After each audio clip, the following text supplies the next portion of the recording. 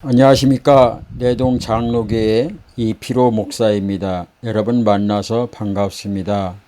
찬양받기에 합당하신 우리 아버지 하나님, 오늘 거룩하고 복된 주일 하나님께서 저희들의 영과 마음과 몸을 이곳으로 불러주셔서 하나님의 음성 듣게 하시니 참으로 감사를 드립니다. 아버지, 세상 살아가는데 우리의 수고한 짐들이 너무나 무겁고 힘들어 견딜 수가 없어 이곳저곳 말하고 생각하고 의견을 나누지만은 결국 그 어느 것이 우리의 마음을 평안을 갖다 줄 수 없습니다. 모든 것이 힘이라 말하지만은 그 또한 잠시 잠깐 오직 온전한 우리의 마음속에 평안을 원하게 평화가 되시는 주님 앞에 이곳에 나왔사오니 오늘 또 말씀을 통해서 우리의 갈 바를 인도하여 주시고 세상에서 방황하는 저희들에게 오직 길이요 진리요 생명 되신 주님께서 의로운 곳으로 인도하여 주시옵소서. 오늘 또 주님의 말씀이 사모해서 주님 앞에 나왔습니다. 목마른 사슴이 시냇물 찾아 갈급하듯이 우리의 영혼이 주님을 찾기에 갈급해서 나왔사오니 오늘 또 말씀을 통해서 우리의 갈 길을 인도하여 주시고 머물 곳을 인도하여 주시고 열매 맺을 곳을 허락하여 주시옵소서. 아직까지도 참여하지 못한 심령들 주님께서 발걸음 기억하여 주시고 온전히 하나님 앞에 영화롭게 하시는 복된 날이 되시도록 성령님 도와 주시옵소서. 감사하며 예수님의 이름으로 기도합니다. 아멘.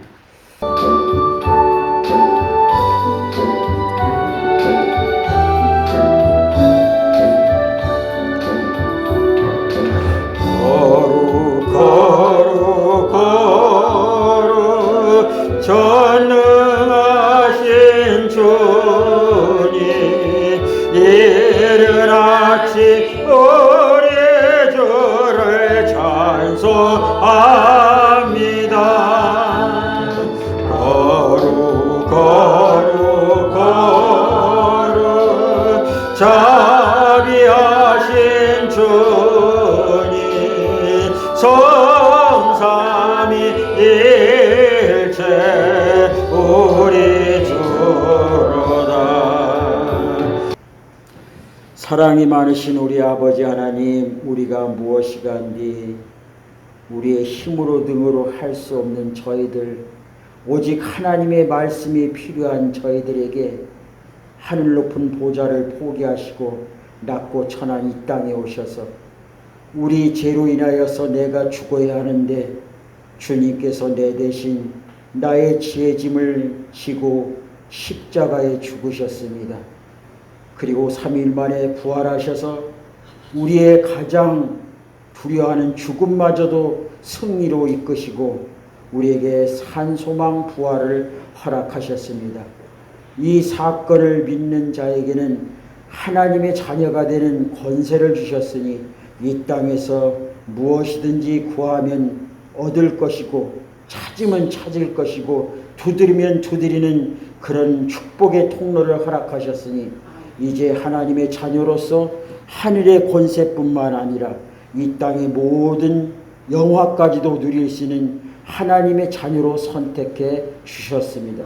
그러기에 우리들은 이제 하나님을 아빠 아버지라 부르는 특권을 허락하셨으니 주여 이 은혜가 너무나 감사해 하나님 앞에 나와 하나님이 가장 기뻐하시는 산 예배를 드리는 발걸음이 되었습니다. 주님, 오늘 또 찾아온 발걸음 주님께서 기억하여 주시고 그들이 어느 곳에 있든지 하늘을 향해 두 팔 벌리고 눈물로 통회하고 기도할 때 우리 아버지 하나님 외면하지 마시고 그 손길을 잡아 일으켜 세워주시고 그리고 그들을 통해서 하나님의 지경을 넓혀주는 도구로 사용되게 하여 주시옵소서. 오늘 또 주님께서 저희들을 사랑하셔서 강권적으로 이곳에 불러주셨으니 말씀을 통해서 주님을 더욱더 깊이 알아갈 수 있는 이 시간 되시도록 성령님 도와 주시옵소서. 감사하며 예수님의 이름으로 기도합니다. 아멘. 고맙습니다. 서로 옆에 사람과 인사 나눕니다. 주님의 이름으로 사랑합니다. 참 잘 오셨습니다. 주님의 이름으로 사랑합니다. 참 잘 오셨습니다. 앞에 계신 분은 우리 유현석 집사님께서 이곳에 이렇게 모시고 오셨는데 성함이 이윤희 성도님이 되십니다. 어렸을 때 교회 학교 다녀보셨대요. 그리고 그 뒤로 구경만 하고 오늘 처음 오셨다고 합니다. 오셨는데 제가 별로 그렇게 환영해 줄 인사가 없어요. 왜냐하면은 보통 이 식당에 먹는 거하고 하나님 말씀하고 같이 이렇게 비유를 하는데, 저는 가끔가다 이렇게 식당에 가다가 그 마당에 차가 많으면 그 집은 장사가 잘 돼서 음식이 맛있어 손님이 많구나 하고 그곳에 들어가는데, 점심시간이 되어도 차가 없는 집은 그 집은 어떤 집은 장사가 안 되는 집이에요. 그죠? 근데 우리 집 앞에는 우리 교인들이 차는 한두 대 되고 다 남의 차입니다. 그래서 우리 집은 식당이 잘 안 돼요. 음식 맛이 별로 없어요. 말씀이 별로 맛이 없는데, 그럼에도 불구하고 뒤에 계신 분들은 오로지 단골이어서 지금 10년 넘게 이렇게 다니십니다. 어떤 분들 오셨다가 입맛이 없다고 식사가 별로라고 하신 분도 있는데, 우리 유현서 집사님은 오시더니 밥맛이 괜찮은가 또 한 분을 모시고 온 거 보니까 그렇게 모르겠어요.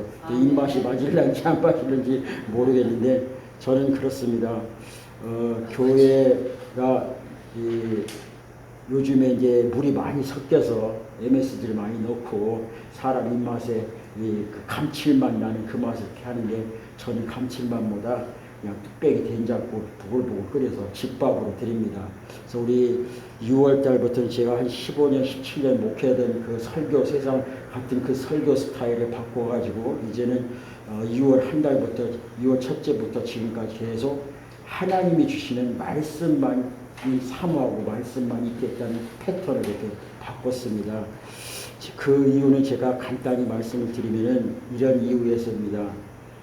미국 대통령이 한국에 왔을 때 한국 국민들을 놓고 연설할 적에 영어로 연설을 하죠. 그럼 한국 사람이 알아듣는 사람도 있지만 못 알아듣는 사람도 있습니다. 그래서 그 영어를 갖다가 한국말로 해석하는 사람이 옆에 반드시 붙어 있습니다. 근데 트럼프 대통령이 한국 땅에 와서 대한민국 사람 정말 사랑합니다. 리퍼블릭 오브 코리아, I love you 이렇게 했다면은 그 사람은 뭐라고 얘기하면 될까요? 해서 그대로 하면 됩니다. 이 트럼프 대통령께서 대한민국 사람을 진심으로 사랑합니다. 여기까지만 하면 되죠. 그럼 올바른 해석이 됩니다. 근데 트럼프 대통령이 한마디 여러분 사랑합니다 했는데, 이 해설사가 연설이 1시간인데 자기가 59분을 다 얘기하면 어떻게 돼요? 트럼프가 여기 있을 필요가 없죠. 마찬가지입니다.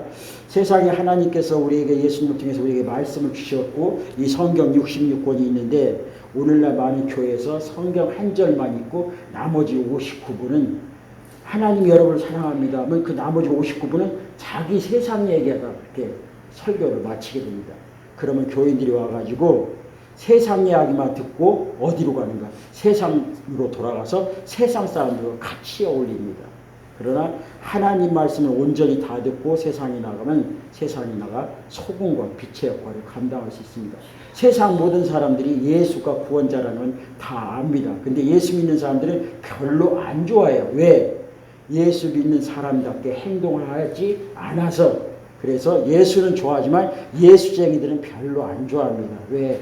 덕이 안 됩니다. 그래서 하나님 말씀만 온전히 전하려고, 그래서 6월달 첫 달부터 첫 주부터 이제 앞으로는 성경 말씀 그대로만 제가 읽고 여러분들이 들으시고, 또 그리고 이 성경 지금 나와 있는 개역 성경 여러분들이 가지고 있는 이 성경은 사실 목사들도 이게 어느 때는 이게 무슨 뜻인지 잘 이해가 안 될 때가 있어요.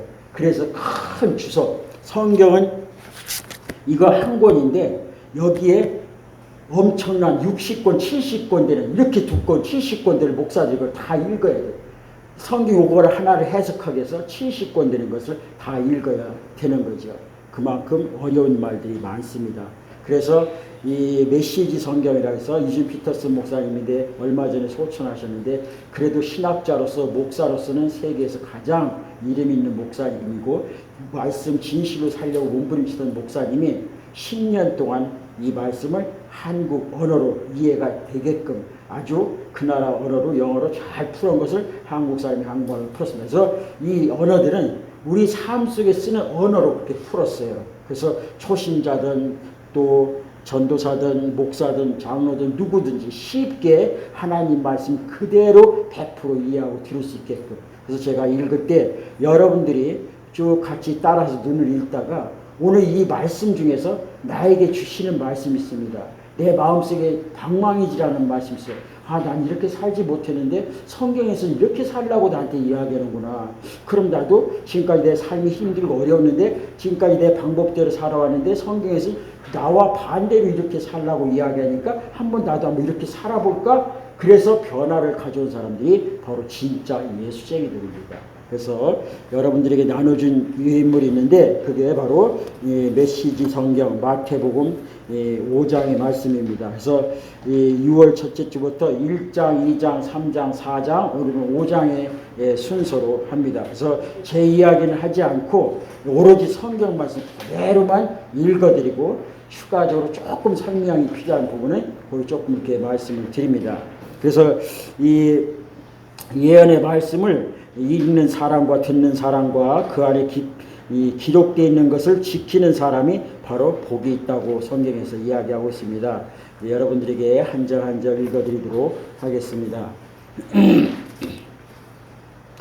우선 마태복음 5장을 읽기 전에 1장, 2장, 3장, 4장이 주로 어떤 내용인지 5분에 걸쳐서 간략하게 설명을 해드리도록 하겠습니다.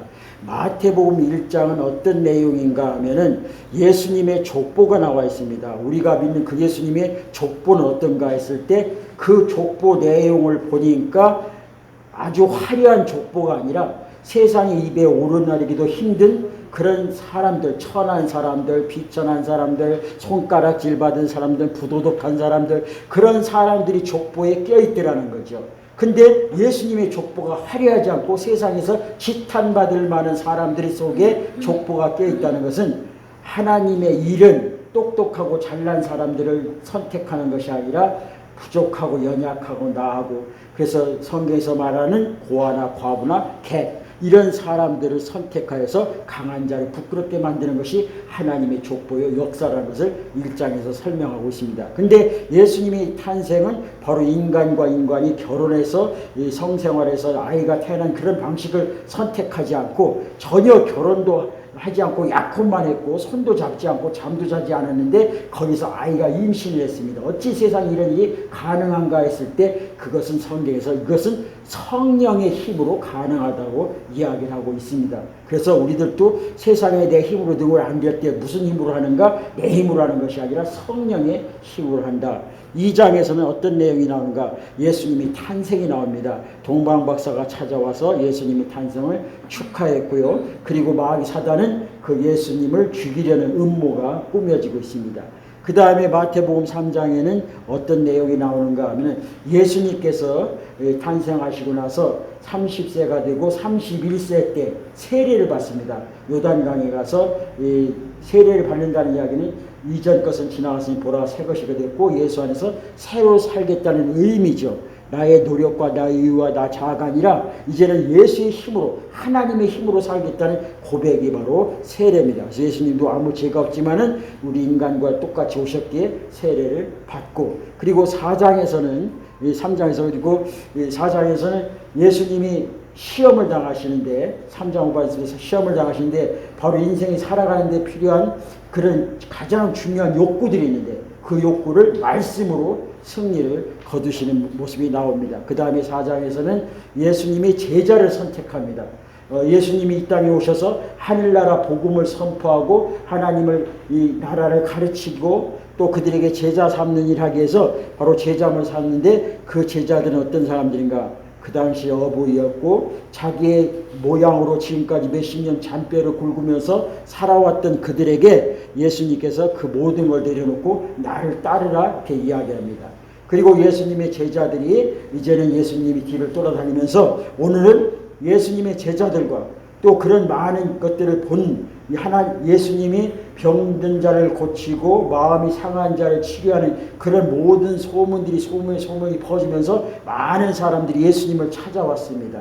그 찾아오면서 예수님이 이제 산에서 이제 예수님의 제자가 되고 믿음의 사람, 복음을 받은 사람들이 이 땅에서 어떤 마음으로 살아야 하는가, 다시 말해서 예수 그리스도의 삶이 어떤 삶이 되어야 되는가를 오늘 본문 5장에서 설명을 해주고 있습니다. 제가 1절 2절 읽도록 하겠습니다. 예수께서 자신의 사역으로 인해 큰 무리가 몰려드는 것을 보시고 산에 올라가셨다. 예수께서 배우고 그분께 인생을 건 사람들도 함께 올라갔다. 조용한 곳에 이르자 예수께서 자리에 앉으셔서 산행에 함께한 사람들을 가르치셨다. 예수께서 하신 말씀은 이렇다.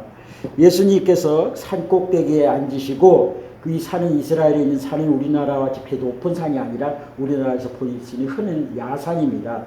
야산에서 사람들이 많이 모여들었는데 그 중에 어떤 사람도 모여들었는가 하면 그 성경에서 이렇게 이야기하고 있습니다.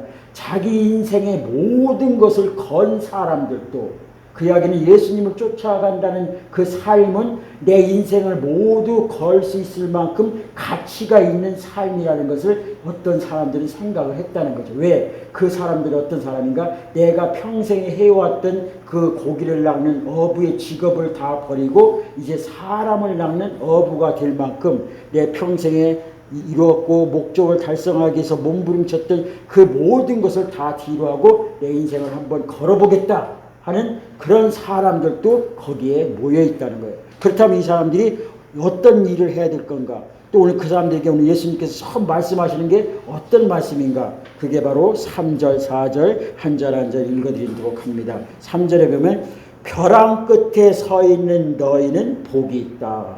이게 무슨 얘기인가요? 지금 죽으려고 몸부림치는 사람, 자살하려고 하는 사람, 아니면 나의 가정의 파산에 위기에 있는 사람, 나의 부부간의 위기에 있는 사람, 그런 사람들이 오히려 복이 있다는 거예요. 세상이 이야기하는 사람들 어떤 사람이 복이 있는가? 행복한 사람, 잘 먹고 잘 입고 잘 사는 사람들이 복이 있다고 이야기하고 우리들도 그 복을 쫓아가는데 오늘 예수님께서 우리에게 이야기하시는 것은 어떤 내용인가? 벼랑 끝에 있는 사람이 복이 있다. 왜 그럴까요? 너희가 작아질수록 하나님과 그분의 다스림이 커진다. 벼랑 끝에 있는 사람은 어떤 사람인가? 모든 걸 다 포기한 사람이죠. 내 힘으로 아무것도 할 수 없다는 그런 사람입니다. 그러기에 그 사람은 누굴 볼 줄 아는가? 나를 누가 도와줄 수 있는가? 나의 도움이 어디서 없고 천지를 지으신 하나님께로다. 어떤 것처럼 하나님을 볼 수 있는 마음, 하나님을 내 안에 모실 수 있는 그 마음이 준비가 되어 있다는 겁니다. 그래서 그 나머지 말들은 다 쉬운 말이기에 제가 좀 이렇게 한 절 한 절 더 읽어합니다. 가장 소중한 것을 잃었다고 느끼는 너희는 복이 있다. 왜 그럴까요? 그때 너희는 가장 소중한 분의 품에 안길 수 있다. 5절 더도 말고 덜도 말고 자신의 모습 그대로 만족하는 너희는 복이 있다. 왜 그럴까요? 그때 너희는 돈으로 살 수 없는 모든 것의 당당한 주인이 된다. 우리 눈에 보이는 가치 돈이 최고인 줄 아는데 가정의 행복을 해서 돈을 버는데 그러나 가정의 한 부분이 무너지게 되면 내가 벌었던 그 돈을 다 쓰면서까지 그 가족을 구원하려고 하는 것이 바로 우리의 삶입니다. 그러기에 오늘 주님께서 우리에게 산상수훈, 산상의 복음의 말씀, 팔복을 이야기하시는 것은 우리가 외면적인 것보다 내면적인 것을 많이 추구하죠. 보이는 것보다 보이지 않는 세상, 우리가 돈으로 보이는 그 가치보다 보이지 않는 가치를 더 중요시 여긴다고 볼 수가 있습니다. 6절에 하나님께 입맛이 당기는 너희는 복이 있다. 그분은 너희 평생에 맛볼 최고의 음식이요 음료로다. 참 성경 말씀을 굉장히 우리가 벌써 쉬운 언어로 이렇게 표현을 했습니다. 그 본질에서 벗어나지 않는 그 범위 내에서. 그 다음에 7절에 보면은 남을 돌보는 너희는 복이 있다. 그렇게 정성 들여 돌보는 순간에 너희도 돌봄을 받는다. 내가 어려운 사람 가서 도와주려고 봉사활동 가다 보면 이구동성으로 그들이 신앙생활을 하지 않더라도 이런 얘기를 합니다. 내가 그들 어르신들을 돌보려고 뭐 미용봉사든지 이렇게 가시면서 갔다 오셔서 하는 얘기가 내가 그들을 돌보고 그들에게 뭔가를 해주려고 갔는데 나는 오히려 그들에게 배우고 왔다. 이런 고백을 하거든요. 9절에 보면은 8절 내면세계 곧 마음과 생각이 올바른 너희는 복이 있다. 그때 너희는 바깥 세상에서 하나님을 볼 수 있다. 경쟁하거나 다투는 대신에 협력하는 모습을 보여주는 너희는 복이 있다. 그때 너희는 진정 자신이 누구이며 하나님의 집에서 자신의 자리가 어디인지 알게 된다. 10절 하나님께 헌신했기 때문에 박해받는 너희는 복이 있다. 그때 그 박해로 인해 너희는 하나님 나라에 더 깊이 들어가게 된다. 11절 12절 그뿐 아니다. 사람들이 내 평판을 떨어뜨리려고 너희를 깔보거나 내쫓거나 너희에게 거짓말을 할 때마다 너희는 복을 받을 줄 알아라. 그들이 그렇게 하는 이유는 진리가 너무 가까이 있어서 그들이 불편을 느끼기 때문이다. 그런 일이 일어날 때 너희는 기뻐해도 좋다. 아예 만세를 불러도 좋다. 그들이 싫어하겠지만 나는 좋아하니 말이다. 온 천국이 박수를 보낼 것이다. 또한 너희만 그런 일을 당하는 것이 아님을 알아라. 내 예언자와 증인들은 언제나 그런 고생을 했다. 이 팔복 중에서 가장 우리가 핍박받고 예수 때문에 핍박받고 심지어는 자기 생명까지도 잃는 그들이 어떻게 보면 세상에서 볼 때 가장 비참한 죽음일 수도 있습니다. 어떻게 보면 예수 믿는 사람들이 선교 갔다가 죽으신 분도 있고요. 또 옛날 같은 경우는 이 공산주의 치하했을 때 복음을 전하다가 그 북한 사람들한테 또 일본 사람들한테 대창에 찔려 죽은 사람도 있죠. 세상 사람들이 볼 때 가장 비참한 죽음이고 세상 또 이야기하면 가장 개죽음일 수도 있습니다. 근데 왜 성경에서는 그 사람들이 더 복이 있고 하늘나라에서 일어나서 모든 천군산에서 일어나서 기립박수를 친다고 그렇게 표현을 하는가? 그것은 바로 예수 그리스도의 삶에 살아가는 자가 모든 사람들에게 나는 이미 구원받아서 아버지 나라 가지만은 아직도 예수를 믿지 않고 분명히 죽은 다음 사후의 세계가 있는데 그때 지옥 가는 그들에 대해서 복음을 전하는 자, 그들이 가장 복이 있다는 거죠. 예. 우리가 다 죽어서 한 장소에 모일까요? 한 장소에? 성경에는 분명히 얘기합니다. 예수를 믿고 구원받으면 한 장소에 모인다고 합니다. 그러나 예수를 믿지 않고 구원받지 않으면 아무리 가족이라도 한 장소에 모이지 않습니다. 하다못해 외국에 가서 같이 한 동네 사람들이 여행을 갔을 때 한 곳에 모여야 할 곳에 한 아주머니가 그곳에 모이지 않고 길을 잃어서 헤매고 있다면 그곳에서 많은 사람들이 가슴 아픔으로 그 사람을 찾을 겁니다. 더 깊게 얘기한다면 내 사랑하는 아이가 물에 빠졌다면 어떡하겠습니까? 당연히 건져야죠. 물에 빠진 아이를 보고서 어느 부모가 그냥 내버려두는 사람 아무도 없습니다. 하물며 이 땅이 끝나고 나서 영원한 세계에 성경이 말하는 아버지 나라가 있다면 내 사랑하는 아이가 지옥불에서 허덕이고 있다면 그저 지켜만 볼 것인가? 그렇습니다. 그 영혼을 어떻게든지 아버지 품으로 가게 하기 위한 그런 헌신이 바로 하늘나라에서 기립박수라는 거죠. 13절 소금과 빛. 그래서 우리는 이런 마음의 자세를 가지고 세상에 나가야 된다는 거예요.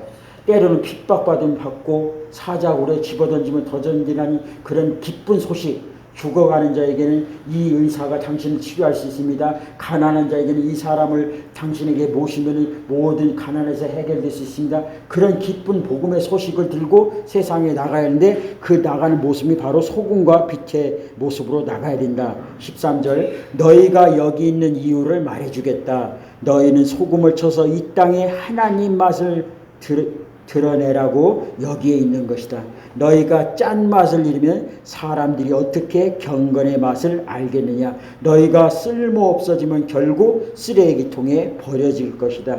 14절 16절 이렇게 말할 수도 있다. 너희는 빛이 되어 세상에 하나님의 빛깔을 드러내라고 여기에 있는 것이다. 하나님을 감춰둘 비밀이 아니다.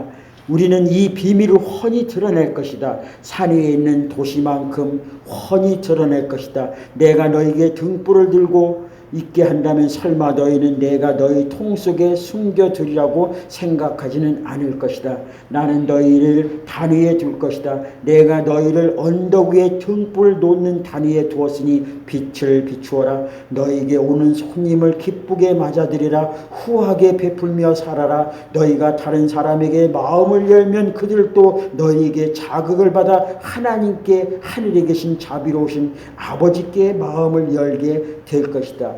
우리는 이런 마음을 가지고 나와서 소금과 빛의 역할을 감당하라는 거예요. 소금은 무슨 맛이래요? 짭니다. 음식이 싱거운데 소금이 빠지면 안 되죠. 어두워가지고 썩어져가는 그 세상에 우리가 들어감으로써 그 썩지 못하게 하는 그런 역할을 하라는 거죠. 싸움과 분열과 이 질투와 시기 있는 그 속에서 우리의 내면적인 아름다운 사랑, 주님이 나를 십자가 죽으셨던 그 사랑을 그 안에 들고 가서 서로 화해시켜주고 가교 역할을 해주고 서로 만나게 해주고 대화할 수 있게끔 그런 역할을 하라는 겁니다. 어둠 가운데 우리가 빛이 되어서 그곳에 가서 어둠에 좌절된 그들에게 빛을 비춰주시는 그런 삶으로 살라는 겁니다. 그래서 우리는 빛이라는 것은 빛을 밝힐 때 그것을 갯밥 말통 속에다 숨겨두면 그 빛이 어두워지는 것처럼 그렇게 하는 사람은 아무도 없다는 거죠. 산꼭대기에다 등정 위에다가 빛을 발하는 것처럼 저와 여러분이 가는 곳에 썩어질 곳에 썩지 않게 하시고 어두운 곳에 밝게 해주는 그런 역할이 바로 오늘 이곳 산상순에 와 있는 내 생명, 내 모든 것을 다 걸고서라도 한번 해볼 만한 일이 바로 이 일이라는 거죠. 그래서 내 가정부터 시작하는 거예요. 엄마로서, 아빠로서, 할머니로서, 할아버지로부터 내가 바뀌어지면 그 가정이 바뀌어지게 되는 거죠. 내가 어두워지면은 그곳은 어두울 수밖에 없습니다. 저와 여러분이 소금과 빛의 역할을 감당하시길 소망합니다. 그 다음에 하나님의 율법의 완성. 율법이라는 것은 바로 이런 얘기입니다. 17절 18절 내가 하나님의 율법이든 예언자든 성경을 폐지하러 왔다고 생각하지 마라. 내가 온 것은 폐지하러 온 것이 아니라 오히려 완성하려는 것이다. 나는 그 모든 것을 거대한 하나의 파노라마 속에 아우를 것이다. 하나님의 율법은 하늘의 별과 너희가 발을 딛고 있는 땅보다 더 현실적이며 영속적이다. 별들이 다 불타버리고 땅에 닳아 없어진 뒤에도 하나님의 율법은 살아서 역사할 것이다. 이것은 무슨 얘기냐면 율법은 하나님께서 모세를 통해서 십계명을 주셨습니다. 그 십계명을 더 짜게 나누게 되면 613가지 계명이 있습니다. 365가지 하지 말할 것과 248가지 해야 할 그 일들을 사람이 그걸 도저히 지킬 수가 없어요. 그래서 그것을 한마디로 해서 십계명을 지키는데 그 십계명 속에서 이런 내용들이 주로 있는데 만약에 내 이웃이 나의 소를 훔쳐가면은 그것에 4배를 갚아야 되고 이웃과 싸움이 붙었는데 이웃이 내 누나를 뺐습니다. 그러면 나도 그 사람의 누나를 똑같이 빼야 되는 거예요. 구약은 그렇게 법은 법대로. 우리나라 법이 그런 하무라이 법전에서 이렇게 오게 됐는데 근데 예수님이 오시면서 이것은 그만큼 이웃이 사랑스럽고 귀한 존재라는 것을 이야기한 것이지 이웃이 내 눈을 뺐다고 해서 나도 가서 그 사람 눈을 빼라는 건 아니다. 그렇게 해도 구약 당시는 그렇게 해도 법에 저촉되지 않았습니다. 그러나 신약에 와서 예수님 오시면 예수님 뭐예요? 사랑이잖아요. 그래서 그 율법을 폐하러 온 것이 아니라 완성시키는데 이웃이 내 눈을 뺐으면은 오히려 어떻게? 성경에 보면 이 눈도 마저 빼라고. 이런 사랑을 한 거예요. 이 원수에서 조롱하고 비판하고 악을 악으로 갚지 말고 악을 어떻게 선으로. 힘들어요. 정말 힘든 일입니다. 힘든 일인데 가만히 조금만 더 생각하면 안 힘든 일이에요. 왜? 내가 지금 오늘 사형장에 끌려가서 그 교도관이 버튼 하나만 딱 누르면 나는 이제 사형 당하는 거예요. 이 버튼 딱 누르려고 딱 이러고 있는데 잠깐 합니다. 무슨 일이 돌아보니까 대통령이 특사로 그 사람 살려주세요 하고 온 겁니다. 그럼 나는 뭐예요? 지금 요거만 딱 누르면 죽는데 특사로 살아난 거예요. 그럼 남은 인생 어떻게 살겠습니까? 얘라 잘됐다. 그동안 다 힘들게 했던 사람들 가서 쫓아가서 다 죽여요? 아니에요. 덤으로 사는 인생 내가 어떻게 하면 좋을까? 내가 그동안 보지 못했고 그런 사람 오히려 나로 인해서 마음 아프게 했던 사람 그 사람한테 가서 용서를 비는 이런 내가 죽을 수밖에 없었던 사람인데 살아났다면은 이 모든 것을 다 할 수 있습니다. 오히려 원수를 끌어안을 수 있어요. 그래서 여러분들이 잘 아는 손양원 목사님은 그 아들을 잃었습니다. 개창에 찔려 죽었어요. 근데 그 찔려 죽인 그 사람을 자기 아들로 삼아서 그를 목사로 만들었습니다. 이게 바로 사랑입니다. 우리 보고 그렇게 살라는 겁니다. 억울하잖아요. 그러나 우리 이미 죽을 수밖에 없었는데 살아났잖아요. 그럼 안 억울하잖아요. 의사 선생님 앞에 환자들 그러잖아요. 뭐 기업에 최고 가는 기업이 나 생명만 살려주면 아니 생명 1년만 연장해주면 내 재산의 수천억의 반을 준다고 그러잖아요. 근데 우리는 덤으로 몇십 년을 살잖아요. 우리에게는 그런 은혜가 있다는 것. 그 모소히 사랑의 빚을 우리는 지었다 이렇게 이야기합니다. 19절 20절 봅니다. 하나님의 율법에서 가장 작은 항목이라도 하찮게 여긴다면 너희 스스로 하찮게 여기는 꼴밖에 되지 않는다. 그러나 그 율법을 진지하게 대하고 다른 사람들에게 그 길을 보여주면 너희는 천국에서 영광을 얻을 것이다. 옳게 사는 문제에서 너희가 바리새인보다 훨씬 낫지 않으면 천국에 들어갈 생각은 아예 하지 말아야 한다. 우리가 바리새인보다 좀이라도 나아야 된다는 거예요. 그럼 바리새인은 어떤 사람인가? 그 사람들이 세 가지 항목이 있는데 거긴 그 내용은 여기 안 나와 있기에 제가 설명을 해드리면 바리새인은 이런 사람들입니다. 그 당시 성경을 연구했던 사람인데 한마디로 이야기하면 입만 나발나발나발하고 행동이 따르지 않는다는 사람이에요.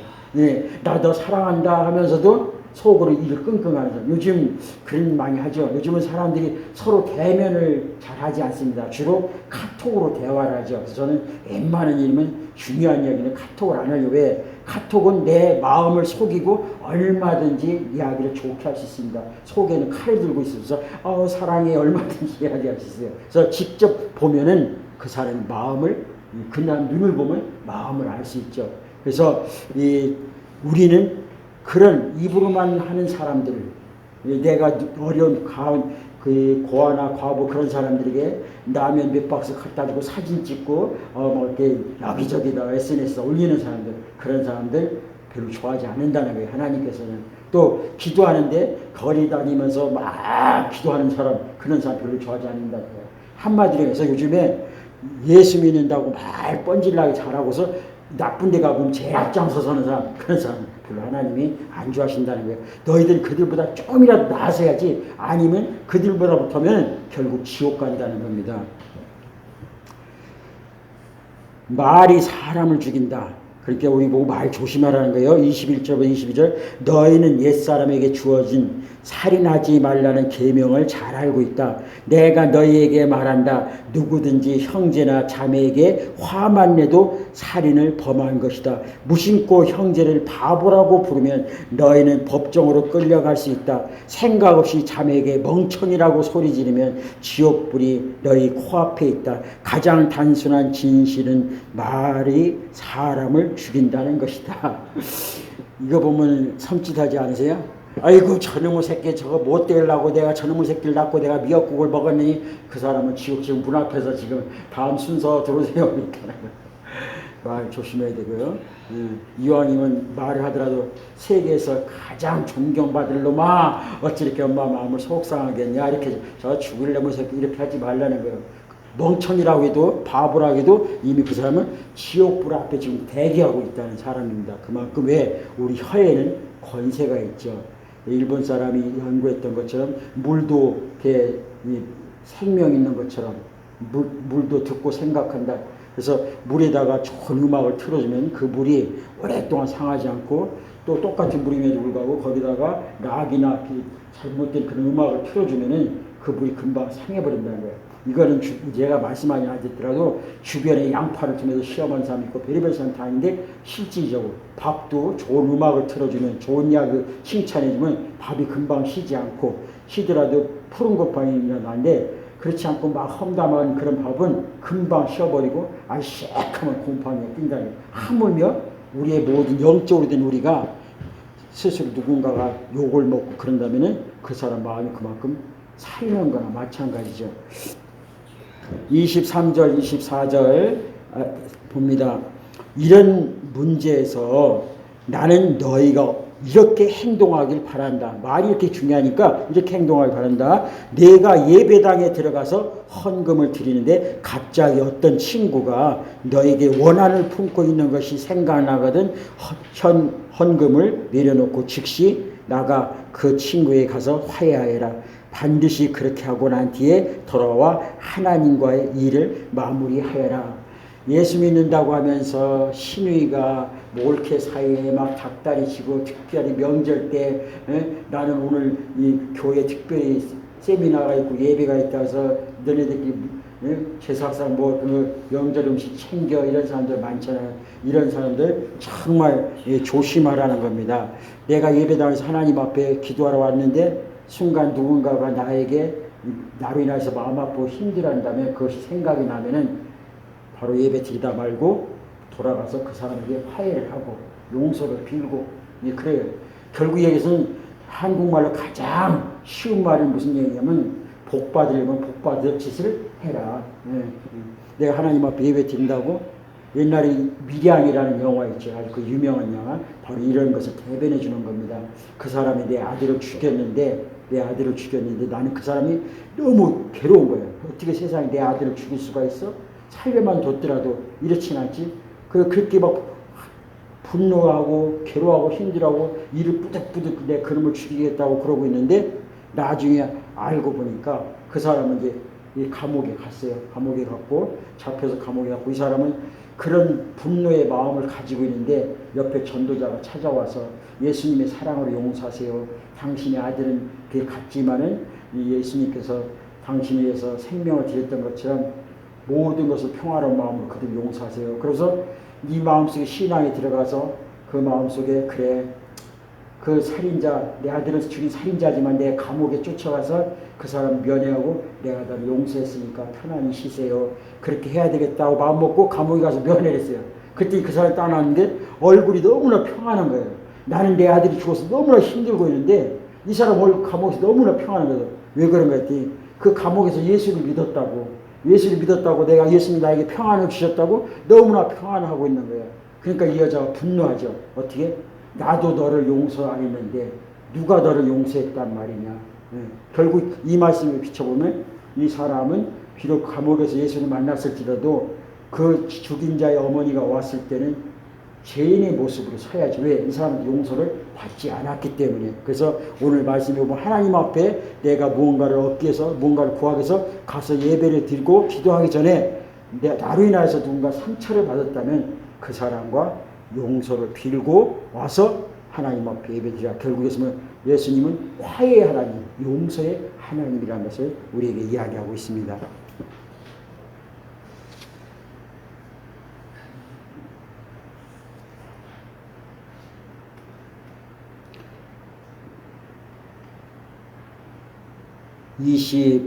(25절) (26절) 또는 네가 길거리에 있는데 옛 원수가 다가와 말을 건다고 하자 한시도 지체하지 말고 네가 먼저 나가서 그 사람과 화해하여라.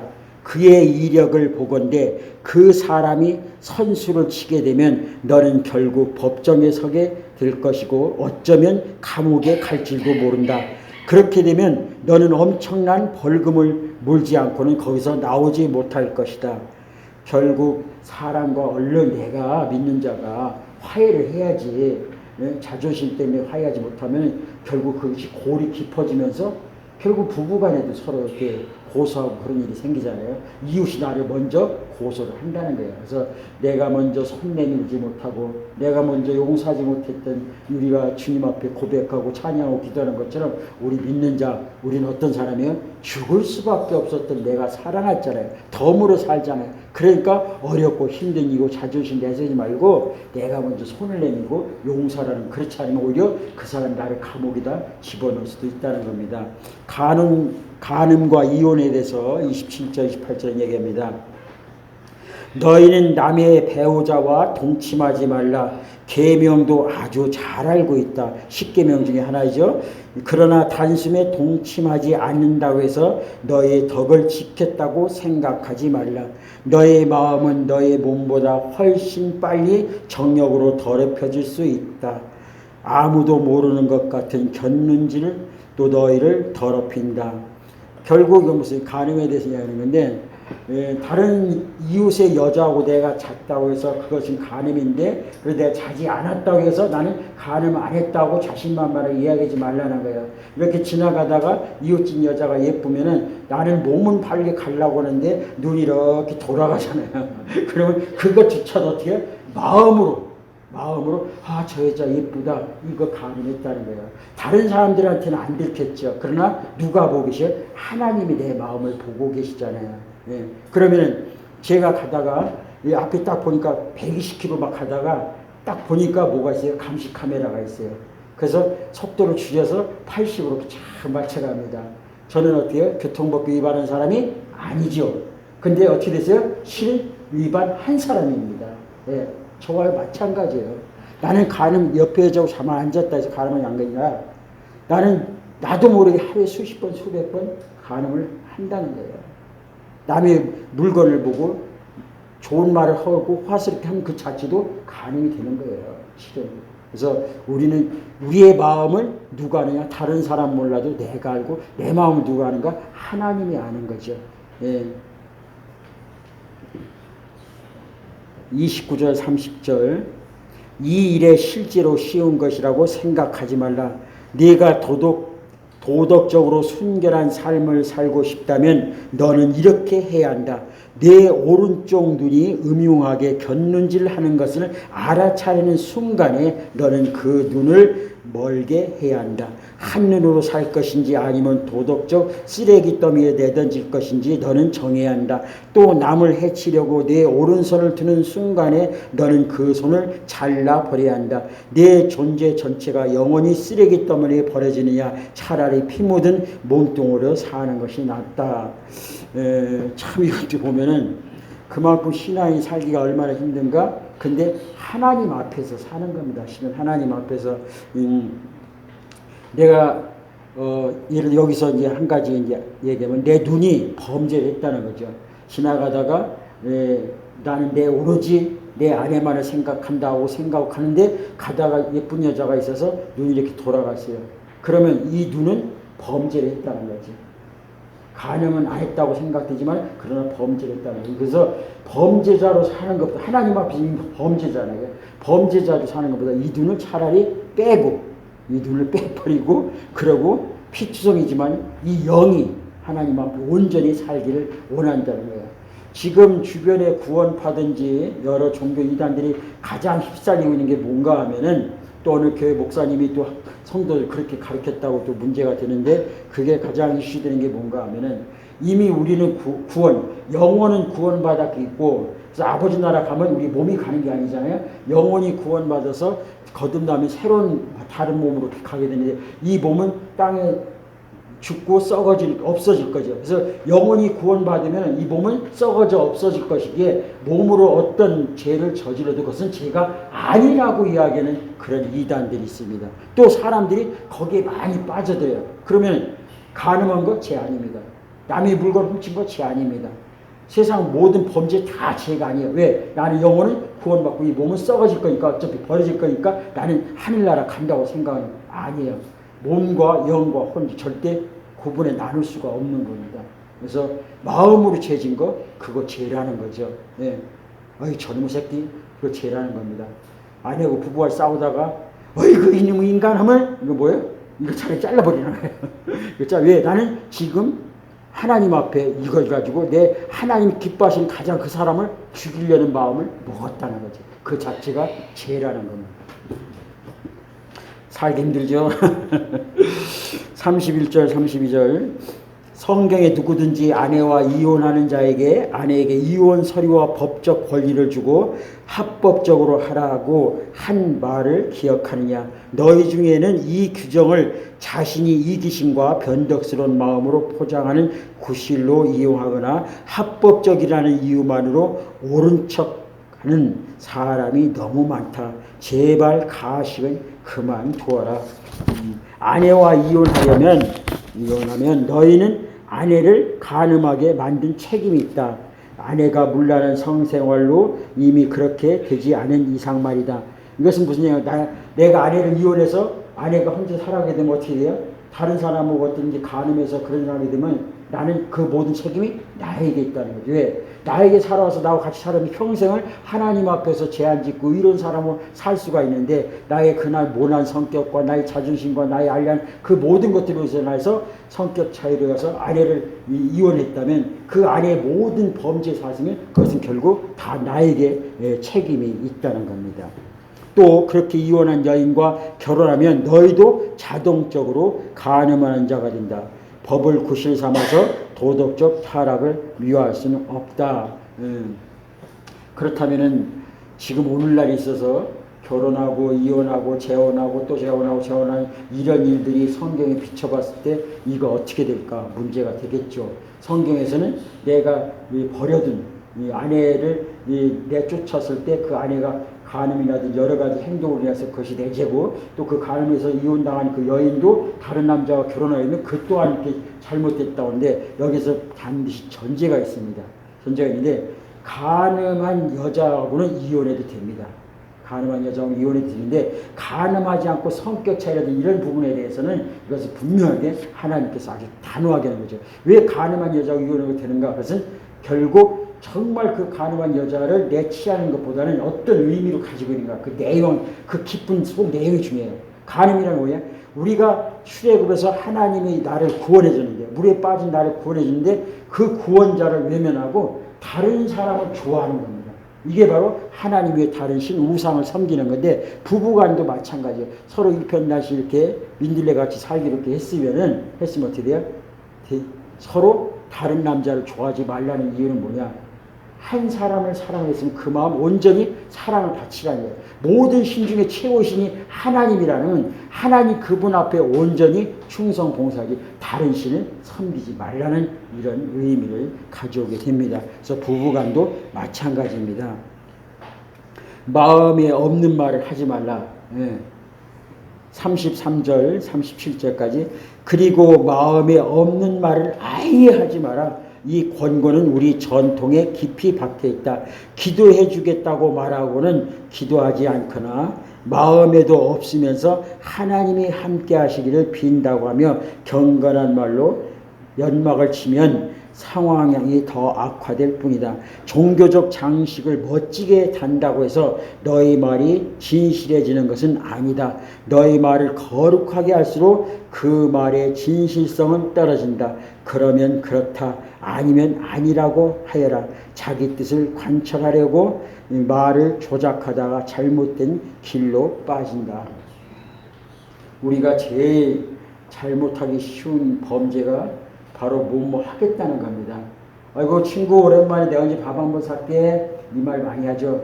그렇게 살 것 같았으면 우리나라 그 식당 경제 어려움 없을 겁니다. 맨날 밥 먹느라고 거의 다 안 지키죠. 목사님 특히 가장 범죄하기 쉬운 단어가 기도하겠습니다. 아이고 집사님 저 기도하겠습니다. 기도하겠습니다. 저는 그동안 이제 그런 일을 많이 해왔는데 이제부터는 우리 삶 속에서 꼭 지켜야 할 거를 해야 되잖아요. 그래서 제 핸드폰에 기도 수첩이 있습니다. 그래서 거기다가 저에게 기도를 반드시 요청한 사람은 거기다 적어가지고 그 핸드폰에 계속 기도를 하죠. 그리고 전에는 이제 제가 강대상에다가 기도 교인들이 가지고 기도 제목 쭉 이렇게 써놓고 새벽마다 보고서 그렇게 기도를 했었는데 결국 우리가 입술은 혀에 권세가 있습니다. 한 번 했으면 지켜야 돼요. 옛날 구역에서 하나님 앞에 서원했으면은 결국 지켜야 돼요. 그래서 옛날 선지자 있다가 자기가 전쟁터에 나가서 승리로 이끌었죠. 그러면서 하나님 앞에 하나님이 함께 하셔서 내 전쟁에서 승리할 수 있었습니다. 그리고 하나님 앞에 서원했어요. 뭐라고 하십니까? 내가 전쟁을 이기고 승리로 집으로 돌아갈 때 제일 먼저 나를 반겨주는 그 아이를 하나님 앞에 내가 드리겠다. 잘못 섣부른 서원이죠. 누가 나올지도 모르잖아요. 그리고 서원하고 집에 딱 가가지고 부하들하고 승리 이끌고 딱 가보니까 제일 먼저 나오는 사람이 누구겠어요? 자기 외동딸. 가슴을 치면 통과가 돼요. 가슴을 치고. 그래서 그 딸을 갖다 하나님 앞에 드렸는데 하나님이 그 딸을 갖다가 어떤 일로 사용하겠는가? 목회라는 사명자로 세웠죠. 그래서 우리는 이 서원을 할 적에 그만큼 뭐예요? 하나님 앞에 내뱉은 말은 그만큼 중요하고 책임을 져야 한다. 예. 그래서 말 한마디가 사람을 죽이기도 하고 살리기도 하는 거죠. 그래서 우리가 섣불리 할 수 있는 걸 할 수 있다, 할 수 없는 걸 할 수 없다. 내가 지식의 한계도 의사 선생님 중에서 이 8위 중에 4위라고 있는데 사기꾼 사위가 있는데 그건 어떤 사람인가 하면 자기 지식의 한계가 있는데 그 지식의 한계, 의학의 지식의 한계가 알고 있음에도 불구하고 한계를 넘는 그 환자를 케어하려고 붙잡는 게 그게 잘못된 거예요. 그래서 사람들 많이 죽어가죠. 자기가 할 수 있으면 내가 하겠습니다. 할 수 없으면 상급병원에 가보세요. 이렇게 해야 돼요. 목사도 그 성도가 뭘 물어봤을 때 괜히 모르는 걸 아이고 모른다고 쪽팔리니까 아이고 하다 보면 자기가 들은 이런저런 다 하다가 어떻게 해결하긴 했는데 결국 그것이 상대방을 죽이시죠. 제가 목사지만은 그 부분은 제가 잘 모르겠습니다. 성도님도 연구해 보시고 저도 한번 연구해 가지고 다음에 한번 만나서 더 한번 진지하게 얘기해 봅시다. 이렇게 돼야죠. 그 다음에 원수를 사랑하라. 가장 핵심적인 말씀이죠. 38, 40절. 다시 생각해 봐야 할 말이 또 있다. 눈에는 눈, 이에는 이라고 말이다. 그렇게 해서 문제가 해결되겠느냐. 내가 하고 싶은 말은 이것이다. 절대로 대받치지 말라. 누가 너를 치거든 그 자리에서 맞아라. 누가 너를 법정으로 끌고 가서 내 셔츠를 달라고 소송하거든 네 가장 좋은 외투까지 잘 포장해 선물로 주어라. 그리고 누가 너를 억울하게 이용하거든 종의 삶으로 연습하는 기회로 삼아라. 똑같이 갚아주는 것은 이제 그만하여라. 그렇게 살지 말라는 거예요. 이는 이로 눈은 눈으로. 아까 율법을 완성시키러 왔던 거기서 말씀을 드렸죠. 똑같이 살지 말고. 왜? 어떻게 이런 일이 가능한가? 우리는 이미 죽을 수밖에 없는데 구원받은 자에게 덤으로 사는 인생에게 이것이 가능한 겁니다. 너그럽게 살아라. 43절 47절. 너희는 옛 율법에 기록된 친구를 사랑하라는 말과 기록에 있는 없지만은 원수를 미워라는 말이 잘 알고 있다. 나는 거기에 의의를 제기한다. 나는 너희에게 원수를 사랑하라고 말하겠다. 원수가 어떻게 하든지 너희는 최선의 모습을 보여라. 누가 너희를 힘들게 하거든 그 사람을 위해 기도하여라. 그러면 너희는 너희 참된 자 하나님이 만드신 자를 찾게 될 것이다. 하나님도 그렇게 하신다. 그분은 착한 사람이든 악한 사람이든 친절한 사람이든 비열한 사람이든 상관없이 모두에게 가장 좋은 것 해의 온기와 비의 양분을 주신다. 너희가 사랑할 만한 사람만 사랑하는 것이 고작이라면 상급을 받을 수 있겠느냐. 그것은 누구나 하는 일이다. 너희가 만일 너에게 인사하는 사람에게만 겨우 인사한다면 상급을 받을 수 있겠느냐. 그것은 죄인도 흔히 하는 일이다. 48절. 한마디로 내 말은 성숙한 사람이 되리라는 것이다. 너희는 천국 백성이다. 그러니 천국 백성답게 살아라. 하나님이 주신 너희 신분에 합당하게 살아라. 하나님께서 너에게 하시는 것처럼 너희도 다른 사람을 대할 때 너그럽게 인자하게 살아라. 아멘. 결국 하나님께서 우리에게 원하시는 건 뭘까? 너에게는 하늘의 권세를 너에게 주었다는 거예요. 다시 말해서 우리는 하나님의 아들, 딸이라는 그런 특권을 주었는데 아주 작은 거에서 목숨 걸며 싸우지 말라는 겁니다. 돈으로 표현한다면 우리가 몇천억 대의 재산을 가지고 있는 사람인데 그 재산을 가졌는데 내가 노력하고 수고해서 가진 것이 아니라 하나님께서 우리에게 그 돈을 주셨어요. 근데 어떤 사람이 나에게 빚을 졌는데 5천원 빚 졌어요. 나는 공짜로 1,000억이라는 돈을 받았는데 이 사람 나에게 5천원 빌려가지고 안 갚았어요. 그러면 그 사람 어떻게 할까요? 안 갚아도 돼, 괜찮아. 이렇게 돼. 이게 사람 마음이죠. 근데 우리는 어떻게 해요? 그 사람을 갖다가 멱살을 잡고 너 왜 내가 5천원 안 갚아? 예? 갖다 감옥에다 넣는다는 거예요. 예수 믿는 사람은 1,000억으로 비교할 수 없는 엄청난 것을 우리가 이미 죽을 수밖에 없는 우리가 구원을 받고 하나님 나라, 죽으면 하나님 나라에 가는 그런 특권을 받았는데 세상에 서면서 자지지지고 그런 것 때문에 목숨 걸고 싸우지 말라고. 그러다가 마음 상하고 속 상하면 병들고 내 마음이 혼폐해지고 타락할 수밖에 없다는 거예요. 큰 사람답게 하늘나라를 소유한 사람답게 우리가 옛날에 어렵고 가난할 때 미국 시민권하면 대단했습니다. 그 미국 시민권을 가진 사람답게 살라는 거예요. 우리는 가끔 가다가 지나가다가 지금은 좀 많이 우리나라 바뀌었지만 안녕하세요 인사하면은 저 사람 다 처음 본 사람인데 왜 인사하지? 다른 사람한테 인사했나? 뒤에 분들이 보랍니다. 그럼 난가 이 사람도 캬우뚱겨라고 갑니다. 서양 사람들 어때요? 기독교와 밑바탕을 된 사람들은 안녕하세요 하면 안녕하세요 처음 봤는 서로가 안녕하세요 안녕하세요 이렇게 사는 거죠. 결국 이거는 내 안에 사랑과 우리는 모두가 하나라는 마음이 녹아내릴 때 그런 일이 가능하고 저와 여러분 천국을 소유하고 그리고 모든 특권 하나님을 나의 아버지로 고백하는 자에게는 하나님의 시민권을 가진 사람답게 이 땅의 소금과 빛의 역할을 감당하신 저와 여러분 되시길 간절히 소망합니다. 기도하겠습니다. 사랑이 많으신 우리 아버지 하나님 은혜와 사랑을 진심으로 감사드립니다. 우리가 무엇이간지 이렇게 사랑하셔서 하나님의 특권, 하나님의 자녀로서 살아갈 수 있는 교훈들을 우리가 받았습니다. 힘들고 어렵지만 이렇게 사는데 너무나 때로는 손해보는 것 같고 바보 같은 행동일 수도 있습니다. 그러나 우리는 세상 사람들이 알지 못하는 하나님을 아버지라 부르고 하나님 나라 시민권을 엄청난 특권을 가졌기에 모든 것을 배려할 수 있고 양보할 수 있고 사랑할 수가 있습니다. 주님 이 마음 갖고 살아갈 수 있는 성령의 역사를 허락하여 주시옵소서. 아멘. 감사함 예수님의 이름으로 기도합니다. 아멘.